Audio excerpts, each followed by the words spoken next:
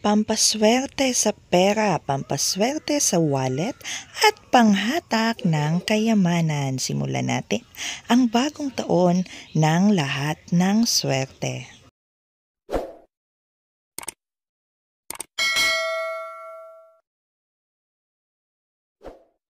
Sa taong 2025, ang Timog Silangan ay ang sinasabing wealth sector o God of Wealth Direction. Ito ang direksyon ng mga ngasiwa sa kaperahan para sa taong darating. Para ma-activate ang wealth sector ng inyong bahay, opisina o business stores, dito nararapat na ilagay ang tamang simbolo to attract wealth and prosperity tulad ng money tree, wealth ship, or wealth vase. Ang pagdadagdag ng wealth mirror sa area na ito upang ma-reflect ang inyong wealth symbols ay sinasabing mas makakatulong to double the effect of luck and abundance into your space. Para naman sa proteksyon at swerte, magandang maglagay ng pares ng fudog sa entrance o mainway ng inyong bahay dahil mabisa itong pangalis malas at nagbibigay din ng proteksyon sa buong kabahayan. Pero kung pera ang pag-uusapan, dapat isa sa pinakauna nating dapat bigyan ng pansin ay ang lagayan natin ng pera o ang ating wallet. Isa sa pinakamabisang paraan upang makuha mo ang magandang daloy ng kaperahan sa feng shui ay ang tama at maayos na lagayan ng iyong pera o wallet. Mula sa kulay, laki, at kaayusan ng iyong wallet. Lahat ng yan ay may malaking impluwensya para makuha mo ang inaasam na financial goal. For today's video, pag-usapan natin kung ano ang mga mabisa at pinakamagandang feng shui practices to enhance our wallet and to make it effective wealth magnets.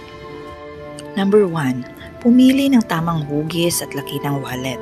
Ang pahaba ay mas advisable upang maiwasang matupi o malukot ang iyong pera.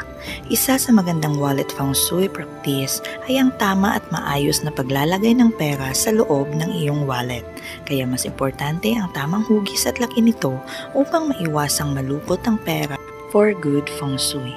Kailangang i-handle ng maayos ang pag-aayos at pag-arrange ng pera sa iyong pitaka upang ma-activate ang positive flow ng good luck energy sa loob nito. Try arranging your bills from small to bigger amount kung ano ang mas gusto mo. Ang key, dapat organize at maayos ang iyong wallet. Number 2. Treat your wallet with respect. Ika nga, kung gaano ka-importante sa iyo ang pera na laman nito, dapat gayon din ang pag-handle mo sa lagayan ng pera mo.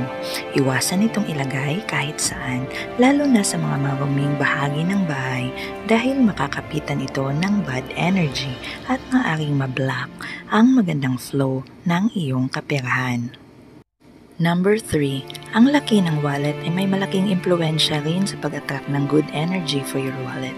Ang malaki, maluwag at maraming space na pitaka ay sumisimbolo ng iyong kahandaan to receive more money and blessings. Ang maswerteng kulay, it symbolizes growth and abundance kaya napakandang kulay din ito para sa wallet. This color will enhance income growth at mainam din na kulay para sa lagayan ng pera para sa iyong mga negosyo. Mainam din kung may konting brown ang wallet color. The earth element of color brown provides stability at balance kaya makatutulong ito upang iwasan o mabawasan ang pag-overspend mo, making sure na may tama kang perang magagamit. Iwasang gumamit ng second-hand wallet lalo na kung hindi mo kilala ang unang may-ari nito. Ang dating flow ng energy ng wallet ay maaaring maipasa sa iyo at malaki ang magiging epekto nito sa iyong kabuhayan. Lastly, maglagay ng 3 feng shui coins in red ribbon at 3 dahon ng laurel sa mismong lagayan mo ng cash ng iyong wallet. Ito ay magsisilbing money magnet sa loob nito.